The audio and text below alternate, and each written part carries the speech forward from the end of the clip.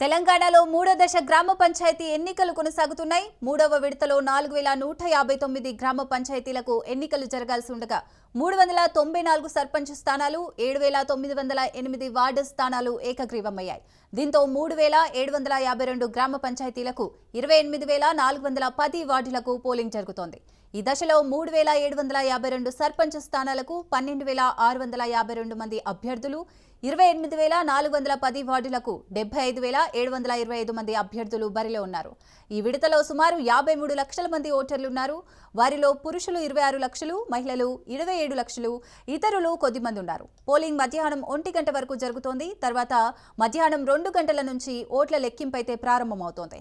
Polling కేంద్రాల వద్ద ఎలాంటి అవాంఛనీయ ఘటనలు జరగకుండా పోలీసులు కట్టుదిట్టమైన భద్రతనైతే ఏర్పాటు చేశారు.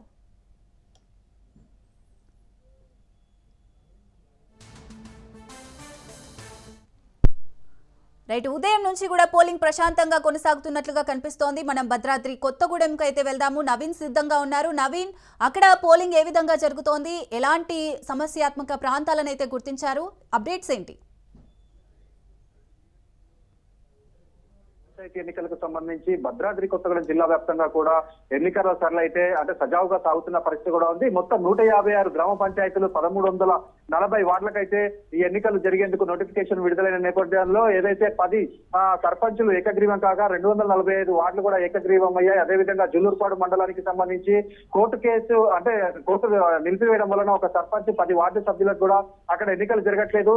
అదేవిధంగా మనం చూసుకుంటే ఈ యొక్క వార్డుల పరంగా కావచ్చు, లేకపోతే సర్పంచ్ల పరంగా మొత్తం అంటే ఈ ఏకగ్రీవాలు కాచి లేకపోతే ఆగిపోయినాయి, లేకపోతే నోటిఫికేషన్ దాఖలు కానీ చూసుకుంటే ఇప్పుడు ప్రస్తుతానికైతే 145 గ్రామ పంచాయతీలకు 1071 వార్డులకైతే ఎన్నికలు జరుగుతున్న పరిస్థితి కూడా ఉంది. అయితే ఇది భద్రాద్రి జిల్లాలో ఉన్నటువంటి మొత్తం 1258 పోలింగ్ సెంటర్లలో కూడా ప్రస్తుతానికి చాలా ప్రశాంతంగా జరుగుతున్న పరిస్థితి కూడా ఉంది. అయితే ఈ యొక్క పోలింగ్ సెంటర్లకు సంబంధించి ఏదైతే 2వ మరియు 3వ విడతలకు సంబంధించినటువంటి ఎక్కడైతే కొన్ని సెంటర్స్ లో ఇబ్బంది తలెత్తిన నేపథ్యంలో అది ఎక్కడ కూడా మరలా కూడా పునరావృతం కాకుండా ఇటు జిల్లా అధికారి, జిల్లా కలెక్టర్ జితేష్ పాటిల్ కావచ్చు, జిల్లా ఎస్పీ రోహిత్ రాజ్ సమన్వయంతో అన్ని చోట్ల ఎక్కడ కూడా సమస్య తలెత్తకుండా చూసేందుకైతే వీరు చెప్తున్న పరిస్థితి కూడా ఉంది. అయితే ఇప్పుడు ప్రస్తుతానికి ఏదైతే ఇప్పటి వరకు కూడా 25కు పైగా కూడా పోలింగ్ శాతం జిల్లా వ్యాప్తంగా కూడా నమోదైనట్టుగా కూడా మనం చూడొచ్చు. అయితే ఇప్పుడు ప్రస్తుతానికి ఏదైతే ఇప్పుడు మనం చూసుకుంటే ఈ యొక్క పోలింగ్ కేంద్రాల్లోకి సెల్ ఫోన్లు అనుమతించమంటూ ఇక్కడ వస్తున్నటువంటి ఓటర్లను అయితే ఇక్కడ సిబ్బంది ఆపుతున్న పరిస్థితి కూడా ఉంది. అయితే ఇక్కడికి వస్తున్నటువంటి ఓటర్లు మాత్రం ఇది ఏదన్నా కూడా ఫోన్లు తీసుకురాకపోవడం కావచ్చు, లేకపోతే ఏదైనా కూడా మాకు ముందుగా సమాచారం ఇచ్చుంటే, మాకు ముందుగా తెలియజేసి ఉంటే ఇబ్బందులు ఎదుర్కోకపోయటం అంటూ కూడా చెప్తున్న పరిస్థితి. అయితే ఏదైతే ఇప్పుడు బండ్లను కావచ్చు, లేదా 100 మీటర్లకు దాటి కూడా బయటికి కొన్ని పోలింగ్ కేంద్రాల్లో ఇటు ఓటర్లను అయితే ఇబ్బందులకి గురి చేస్తున్న పరిస్థితి కూడా ఉంది. అయితే ఇక్కడికి సంబంధించి ఏదైతే ఇప్పుడు నడవలేని వారు ఉన్నారో, లేదా గర్భిణీలు కావచ్చు, లేదు అనుకుంటే వికలాంగులు, వృద్ధులు, వీరికి సంబంధించి వారికి మాత్రం ఆటో ఫెసిలిటీ మాత్రం ఇస్తున్న పరిస్థితి ఉంది. వారిని ఏదైతే ఇక్కడ ఆ పోలింగ్ కేంద్రం వరకు కూడా తీసుకెళ్తున్నారో అక్కడ వీల్ చైర్లలో వాళ్ళని లోపలికి తీసుకెళ్లి ఓటింగ్ వేయించేందుకు చర్యలు తీసుకోవాలని జిల్లా కలెక్టర్ ఆదేశించిన నేపథ్యంలో ఇక్కడ వారికి మాత్రం ఎటువంటి ఇబ్బంది తలెత్తకుండా ఇటు అధికారులందరూ కూడా చూస్తున్న పరిస్థితి కూడా ఉంది. అయితే మనం చూసుకుంటే ఏదైతే మొత్తం ఈ యొక్క ఎన్నికలకు సంబంధించి 3818 మంది అధికారులను అయితే వీరు ఉపయోగించుకున్నట్లుగా కూడా చూడవచ్చు. దీంట్లో 187 మంది ఆర్ఓలను, 1600 మంది పిఓలను, 1880 మంది ఓపీఓలను, అదే రూట్ ఆఫీసర్లను 63 మంది, అదేవిధంగా 24 మంది జోనల్ ఆఫీసర్లను కూడా దీనికి సంబంధించి అలాట్ చేసిన పరిస్థితి కూడా ఉంది. అయితే మొత్తం 1,75,074 మంది ఓటర్లు అయితే ఈ యొక్క ఓటు హక్కును వినియోగించుకోనున్నట్లుగా కూడా చూడొచ్చు. అయితే 85,712 మంది పురుషులు, 89,359 మంది మహిళలు జిల్లా వ్యాప్తంగా కూడా ఈ 3వ విడత గ్రామ పంచాయతీ ఎన్నికలకు సంబంధించి వారి ఓటు హక్కును వినియోగించుకోనున్నారు. అయితే దీనికి సంబంధించి ఏదైతే 145 గ్రామ పంచాయతీలు ఉన్నాయో ఈ గ్రామ పంచాయతీల సర్పంచులకు సంబంధించి 470 మంది అయితే బరిలో ఉన్నారు.